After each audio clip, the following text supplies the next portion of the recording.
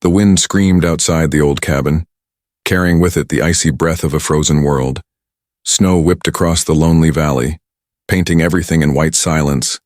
Inside the cabin, a single fire burned, weak but steady, giving warmth to the only man who lived there. His name was Elias, a man of few words, a man who had chosen to live far away from the noise of the colonies. Elias believed he had seen everything: war, hunger, and the cruelty of men. That was why he lived here, in the wilderness, far from anyone. But that night something strange happened, something that would change everything. A knock, faint at first, echoed on his door. It was impossible. No one ever came this far, especially not during a storm. He froze, listening. Again. The knock came a second time, louder now. Cautiously, Elias stood, his boots heavy on the wooden floor as he moved to the door. When he opened it, the storm almost tore the door off its hinges, but what he saw made him forget the cold. Two small figures stood there, shivering in the snow. They were children, but not human children. Their skin was pale blue, almost glowing, in the dark. Their hair was white as frost, their eyes wide and shining like stars. For a moment, Elias thought he was dreaming. Aliens, he whispered to himself, but they were no monsters, no soldiers, just two little girls, soaked and trembling. In the deadly cold, they looked up at him with fear and hope, and in that instant his heart softened. Without another thought, he pulled them inside. The warmth of the fire wrapped around them, though they were still shaking. They wore thin, torn clothes, not fit for the brutal winter. Elias quickly grabbed blankets, wrapping them both. The girls sat close together, holding each other tightly. He could see their lips quivering, their eyes still wide with caution. He placed a pot on the fire and poured soup into two wooden bowls. The steam filled the cabin, carrying the smell of herbs and broth. The girls stared at the bowls as if they were seeing food for the first time in days. When Elias placed the bowls in front of them, they hesitated. Then, with small, shaky hands, they picked up the spoons. The first sip made their eyes light up. They ate fast, too fast, as if afraid someone might take it away. "Slow down," Elias said softly, his voice gruff but gentle. "There's enough for both of you." The girls paused, exchanging a look. For the first time, Elias noticed the smallest of smiles forming on their blue faces. It was the kind of smile that came not from joy, but from relief. They were safe. At least for now. Elias sat across from them, watching quietly. He wondered where they had come from. Why were they here? Why did they look so different? But he did not ask, not yet. He knew one thing. Whoever they were lost, hungry, and in need, and he was the only one who could help. After finishing their soup, the girls leaned back, still wrapped in blankets. The younger one yawned, her glowing eyes heavy with exhaustion. The older one kept glancing at Elias as if trying to decide if he could be trusted. Finally, she whispered something in a strange language. Her voice was soft, musical, like the sound of wind chimes. Elias didn't understand a word, but he understood the meaning. It was a thank you. The man nodded, a rare warmth touching his stern face. He brought them a piece of bread each. The younger one took it eagerly, nibbling at it with delight. The older one took hers slowly, still watching Elias. Her eyes were sharp, intelligent, far beyond her years. The storm raged outside, but inside the cabin a new kind of silence settled. Not the silence of loneliness, but the silence of fragile peace. Elias leaned back in his chair, his thoughts restless. Who were these children? Why did fate bring them to his door? And what would happen if someone came searching for them? Yet as the fire crackled and the girls finally drifted into sleep on the old cot, Elias felt something he had not felt in years, a purpose. He had fed two starving children. Even if they were not human, he had given them warmth. And though he didn't know it yet, this single act of kindness would echo across the stars. It would change his life forever. And one day, the entire galaxy would remember the man who opened his door on a stormy night. Morning light crept slowly across the frozen valley, shining weakly through the cabin window. Elias stirred awake, the fire now only glowing embers. He turned his head and saw them, The two strange girls, still wrapped in blankets, sleeping peacefully for the first time. Their pale blue faces looked calm, almost angelic, as if the storm of the night before had never touched them.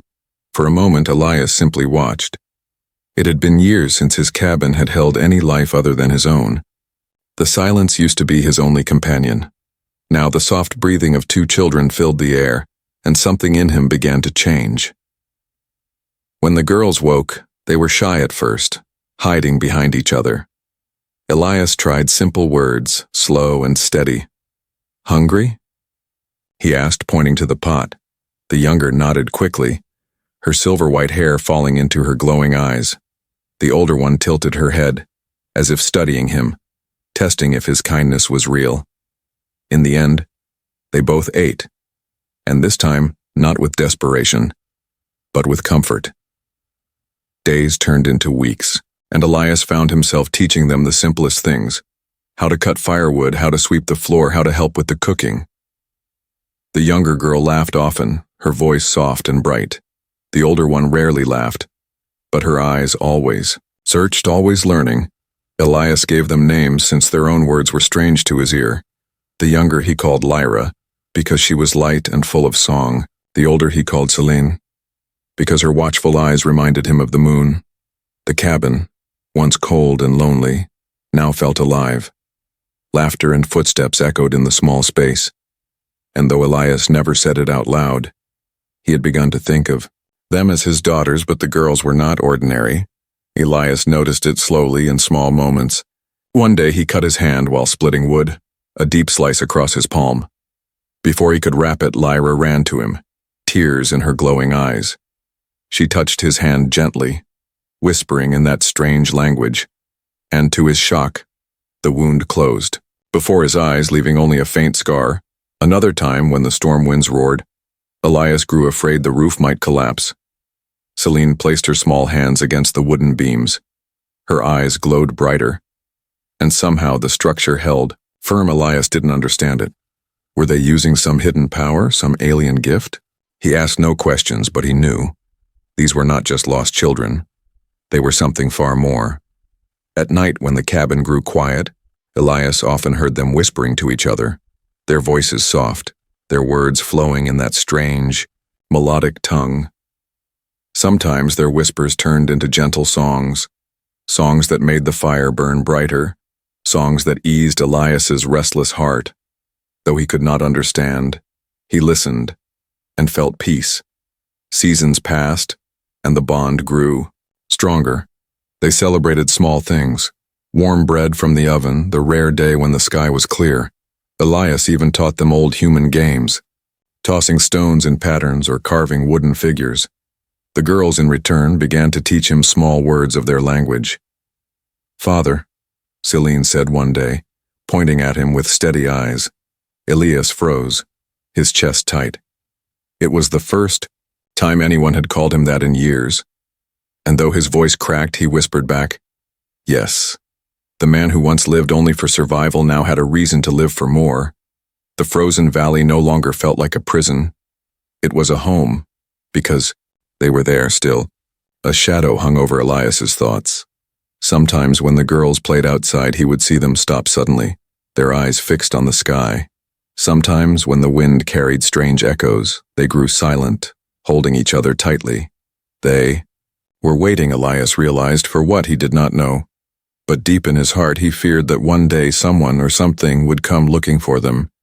Yet in those early years, he pushed the fear away. Each night, he told himself the same truth. They were safe here with him, and for now that was enough. The years passed slowly in the frozen valley. Elias and the girls had built a quiet life together. Each season carried its own struggles, but they faced them as a family. And yet, as time moved forward, Elias could not ignore the strange signs that appeared, signs that whispered of a past the girls could not escape. It began one night when the sky above the valley lit up with a streak of fire. Elias stepped outside, his boots sinking deep into the snow. He watched as the light tore across the stars before fading into darkness. To him, it looked like a falling star, But when he returned to the cabin, he saw Lyra and Celine standing by the window, their faces pale, their glowing eyes wide with fear. They whispered to each other quickly in their strange tongue. Their hands gripped each other tightly. It was not wonder in their eyes. It was recognition. Elias tried to calm them, telling them it was only a meteor, but deep down, he knew it was something else. The fire in their eyes told him the truth. That light in the sky meant something to them, something dangerous. Days later, more signs appeared. Strange sounds echoed at night, low hums that vibrated in the bones. Sometimes the hum came with flickers of light across the horizon. Celine would grow still when it happened, staring at the distance as if she could hear words Elias could not. Lyra clung to him during those nights, hiding her face against his chest. Elias held her close, but his own heart was heavy. Who were they, running from? One evening, when the storm had died down, Elias found Celine outside.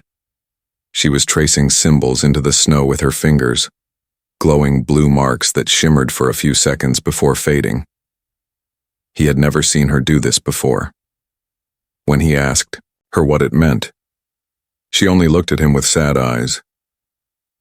"Home," she whispered softly in broken human words. Then she pointed to the stars. Elias's chest tightened.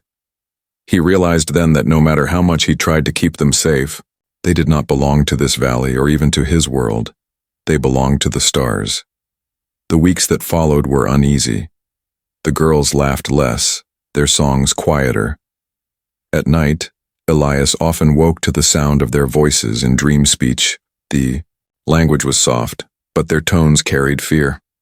Sometimes he saw Lyra crying silently in her sleep.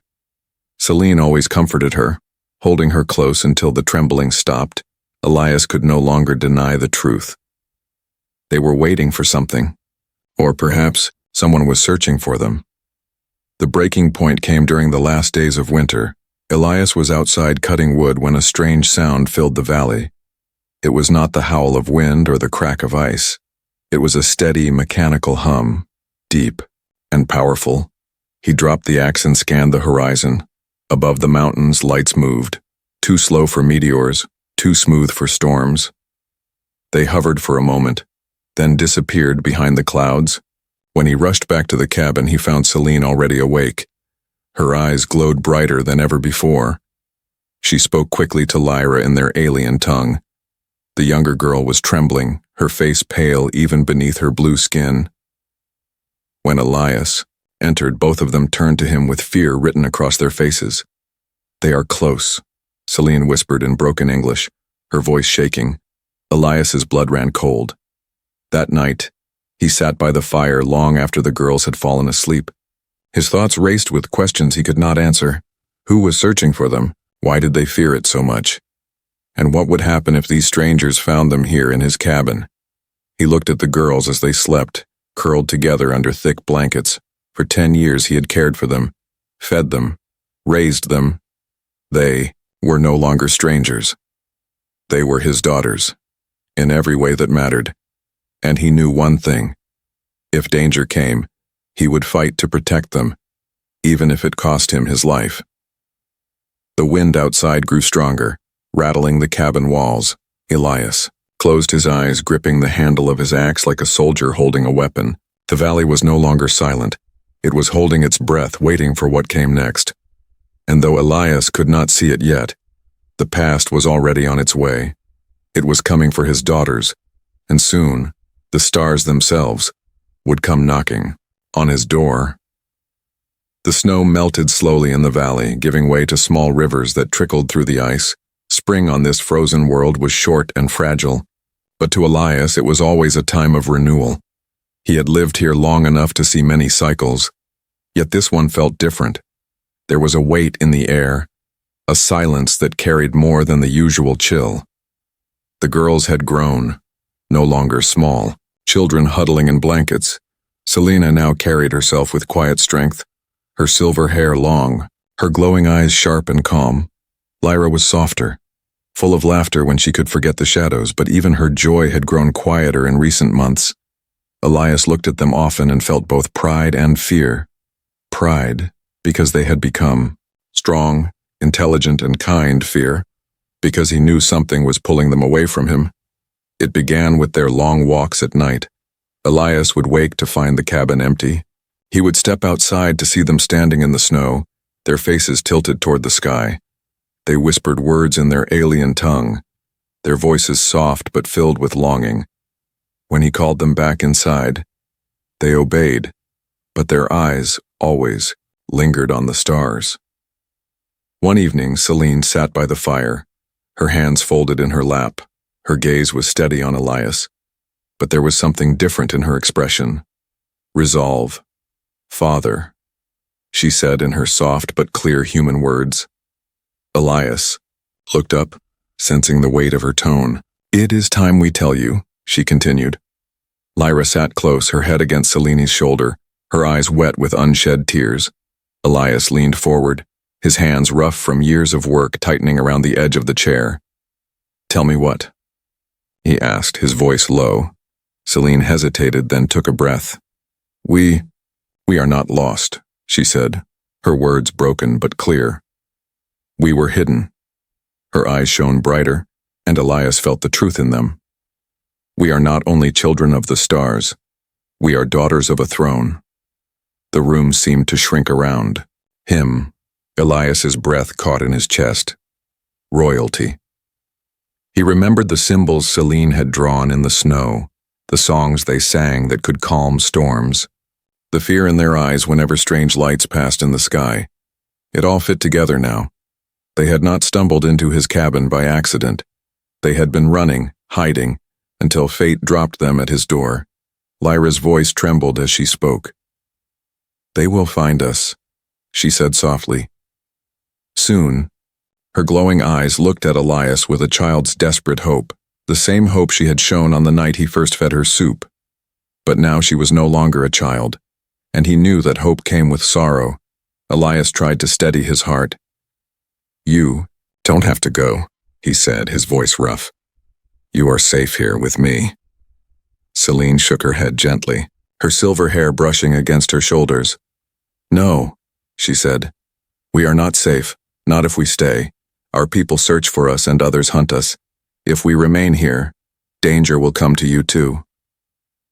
The fire crackled, filling the silence that followed. Elias stared into the flames, torn between fear and love. He wanted to tell them no, to forbid them from leaving. But deep down, he knew he could not.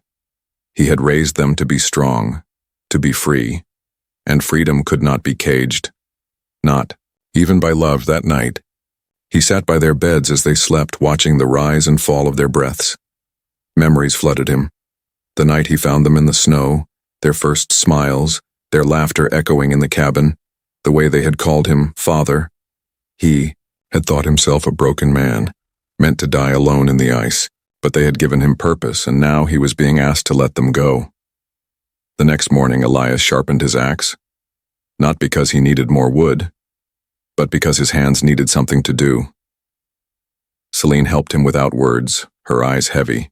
With understanding, Lyra hummed softly as she prepared bread, but even her song carried sadness. The whole cabin felt like it was saying goodbye. That evening, as the sun dipped behind the frozen peaks, the girls stood with Elias outside the cabin. The sky burned red, streaks of light cutting through the clouds. Celine took his hand in both of hers, her grip firm. "Whatever happens, Father," she whispered, "you gave us life." Lyra clung to his side, tears finally spilling down her glowing cheeks. "We will never forget," she said through sobs. Elias pulled them close, his arms around both of them. He did not cry, though his heart ached like never before. Instead, he held them until the cold drove them back inside. He knew the goodbye was not spoken yet, but it was coming, carried on the wind and the stars. As night fell, Elias stood by the fire once more. The girls slept close to each other, but their faces were troubled. Outside, the hum returned, the same deep vibration that had haunted the valley before. Only now it was louder, closer. Elias tightened his grip on the axe and whispered to himself, "They are not taking my daughters without a fight. But in the silence of the cabin he knew this was not a fight he could win. The stars were coming, and soon the goodbye would be real. The valley had never known such silence. Not the silence of snow, not the silence of storms. This silence was heavy, waiting, trembling with something that pressed against the air itself. Elias felt it in his chest before he heard it. A deep, rising hum that shook the ground beneath his boots. He stepped outside the cabin, axe in hand, though he knew an axe would mean nothing against what approached. The girls followed close behind, their silver hair catching the pale light of the dying sun. Lyra clutched his sleeve, her glowing eyes wide with fear. Celine stood straight, calm, but her hands trembled at her sides. "They are here," she whispered, her voice steady but laced with sorrow. Above the frozen peaks the sky burned alive. Lights pierced the clouds, beams of gold and silver cutting through the night. Then came the shape, vast, gleaming, unlike anything Elias had ever seen. A ship, larger than any structure he could imagine, its hull shining like polished crystal and metal. It glided silently across the sky, moving with a grace that felt unnatural. Not a weapon of war, Elias realized, a vessel of power and luxury, built for those who ruled the stars. The ground shook as the ship descended. Snow swirled into blizzards around it. The storm born not of weather, but of engines that glowed with light brighter than fire. The cabin rattled, the trees bent under invisible pressure. Elias shielded his eyes as the great vessel lowered into the valley, its landing gear settling onto the frozen earth with a sound like thunder rolling across mountains. The girls did not move. Lyra gripped Elias tighter, tears shining on her face. Selena stared at the ship with a solemn calm, as though facing an old truth she had tried to forget. The hull of the ship split open, unfolding like the petals of some alien flower. From within came figures, stepping down onto the snow. They were tall, elegant, clad in robes of silver and white, their movements graceful, their faces sharp and glowing faintly like the girls, not soldiers, though some carried weapons at their sides, but attendants, nobles, guardians of something far greater. And then Elias saw them bow. They bowed not to him, not to the valley, but to the girls standing at his side. The leader stepped forward, taller than the rest, with eyes that blazed like suns. He placed his hand across his chest and lowered his head. "Princess Celine," he spoke in their flowing tongue, the words echoing like music in the cold air. "Princess Lyra." Elias's breath caught. The truth, once whispered in his cabin, now stood undeniable before his eyes. They were not orphans, not lost children. They were royalty, daughters of a throne beyond his world, and the galaxy had come to take them home. Lyra hid her face against Elias's arm, trembling. Selene's jaw tightened, but her eyes softened as she looked at the man who had raised her father in all but blood. "Do not be afraid," she said softly, though her voice shook.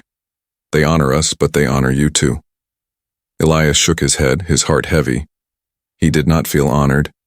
He felt like a man about to lose the only family he had. The noble who had spoken raised his eyes toward Elias. There was respect in that glowing gaze. "You sheltered them," he said slowly, his voice translated through a strange device at his throat. "You gave them life when all others would have let them die. For this, the crown owes you a debt that cannot be measured." Elias said nothing, his grip tightening on the axe, though he knew it was useless. All he could do was stand, torn between pride and grief. He had raised them, fed them, taught them to laugh, and now they were being taken from him, claimed. By the stars, the noble stepped aside, clearing a path toward the shining entrance of the ship. A golden ramp extended, glowing softly in the snow. Celine turned to Elias, her hand reaching for his. "Father," she whispered, "come with us." Elias's heart twisted. He looked at Lyra, who nodded desperately through her tears. They wanted him with them, not as a servant, not as a subject, but as their father. Yet he looked back at the cabin, his home, the only world he had ever known. Could a man like him walk into the stars? The ship loomed above, vast and unearthly. Figures waited at its gates, bowing, watching, judging. The cold wind whipped through the valley, carrying with it the weight of choice.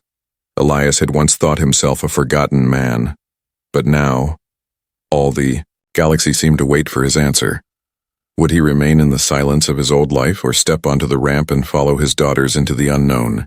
The night sky above the valley burned with starlight, and for the first time in years Elias felt that the stars were not far away.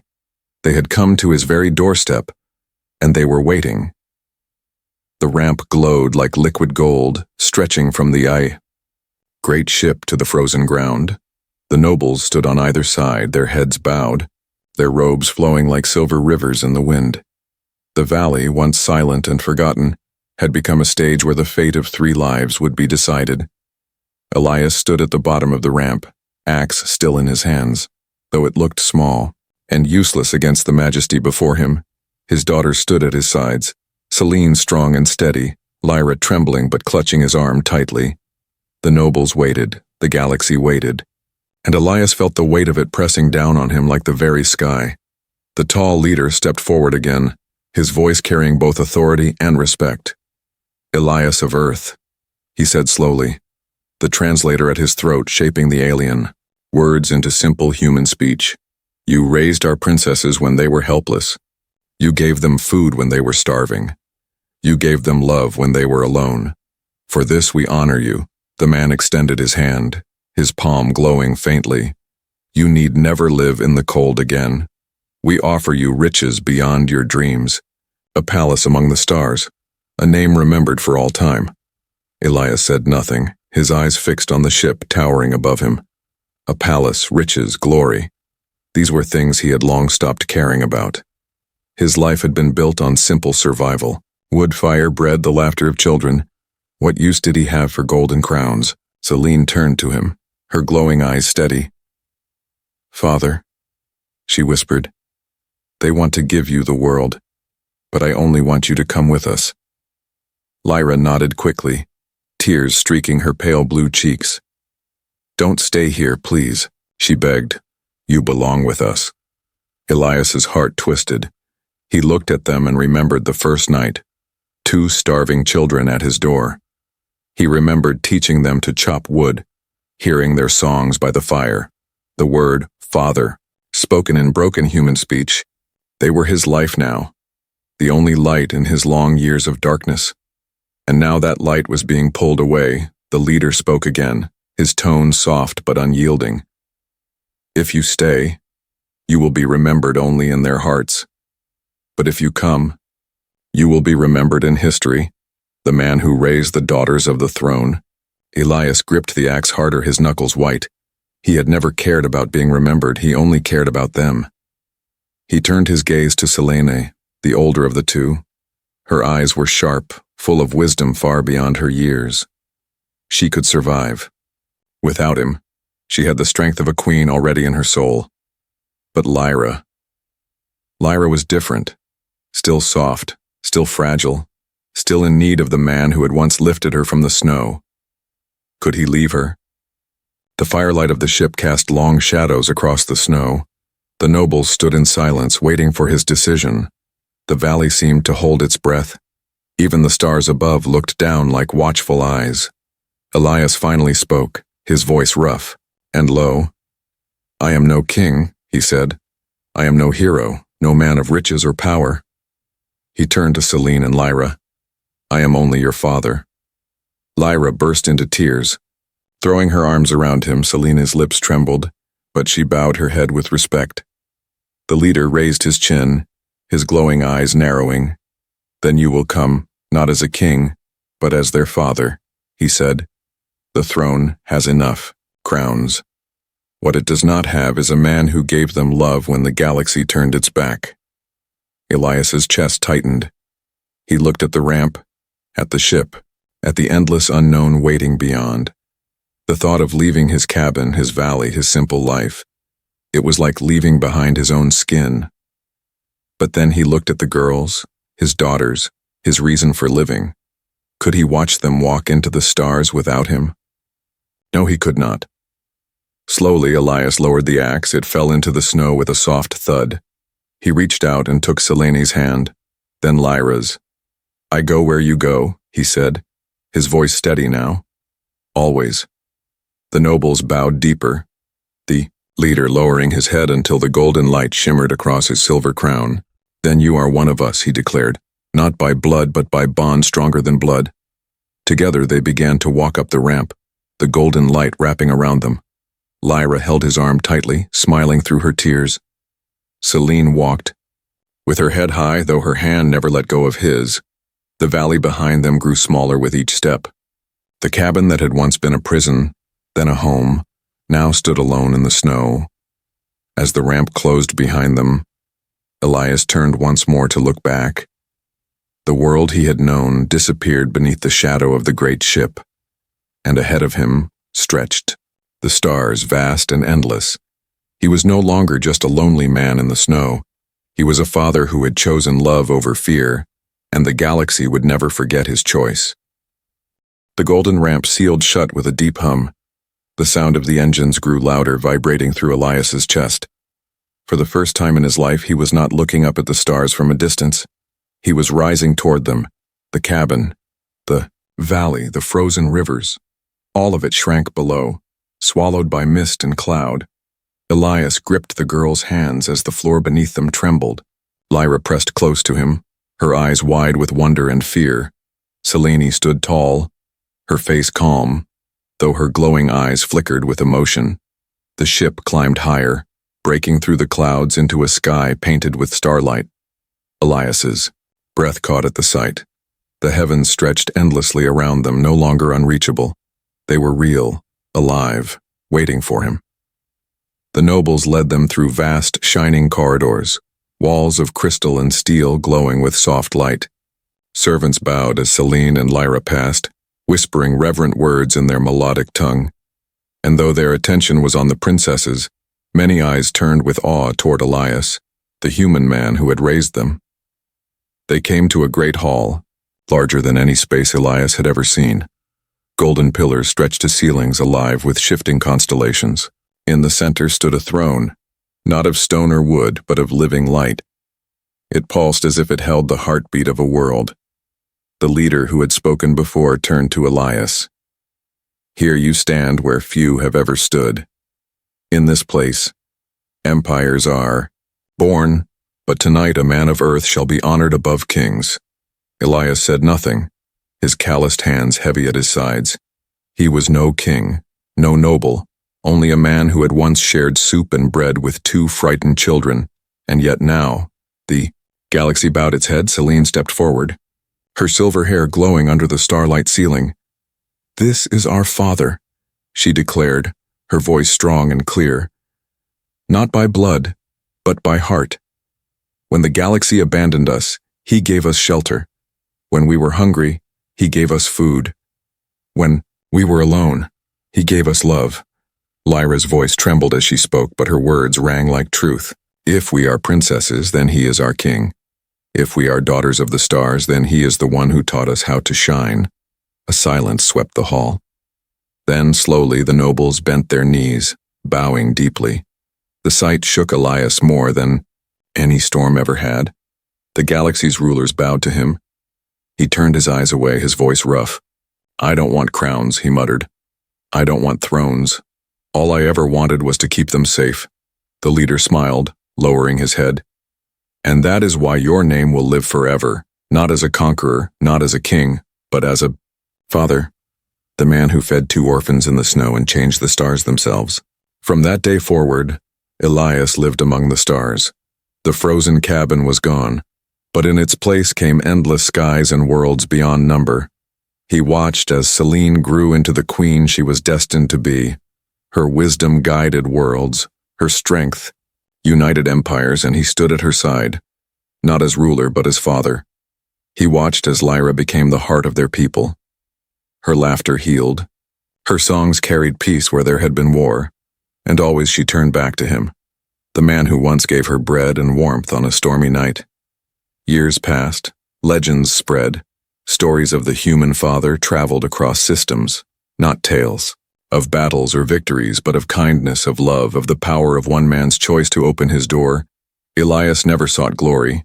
He never sat on thrones or wore crowns. But wherever he went, He saw respect in the eyes of strangers, because they knew who he was, not just Elias of Earth, but Elias, father of the stars. One evening, as he sat with Lyra and Celine on the balcony of a palace that floated above the clouds of a distant world, he looked up at the stars, the same stars he had once watched from a lonely, frozen valley, and for the first time, he felt at peace. He turned to his daughters, smiling faintly. "You remember that night?" he asked. "When you were cold and hungry and I gave you soup?" Lyra laughed through tears, nodding. Celine's lips curved into a rare smile. "We remember, Father," she said softly, "and we always will." The wind carried their laughter across the skies, and somewhere, far beyond the palace, far beyond the stars, the valley slept under snow. The cabin stood empty, but not forgotten, because a story had been born there. A story that the galaxy would never let die. The story of a man who fed 2 orphan girls a warm meal, and in return gained a legacy written in the stars.